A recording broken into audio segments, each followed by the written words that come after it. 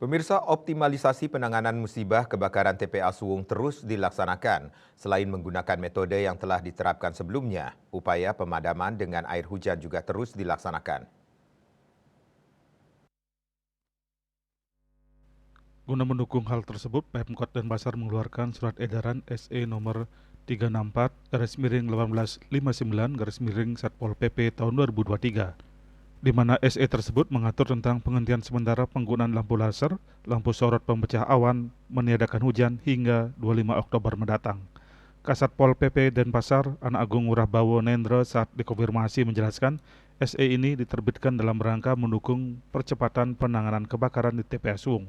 Hal ini lantaran dengan turunnya hujan diharapkan akan lebih cepat memadamkan titik api. Dikatakannya surat edaran ini mulai berlaku sejak tanggal 18 Oktober 2023 sampai dengan tanggal 25 Oktober 2023 dan dapat diperpanjang sesuai kebutuhan penanggulangan darurat bencana. Lebih lanjut dijelaskan penghentian sementara penggunaan lampu laser, lampu sorot sebagaimana dimaksud bertujuan mempercepat turunnya hujan. Hal ini utamanya secara khusus di wilayah tanggap darurat bencana kebakaran dalam rangka penanggulangan kebakaran di TPA Suwung, Kota Denpasar.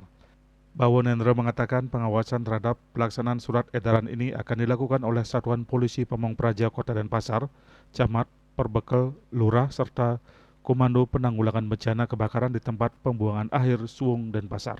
Diharapkan dengan turunnya hujan, penanganan dapat dilaksanakan lebih cepat dan dapat mendukung optimalisasi penanganan yang saat ini sudah berlangsung baik melalui darat dan udara. Asmara Putra Bali Pos melaporkan.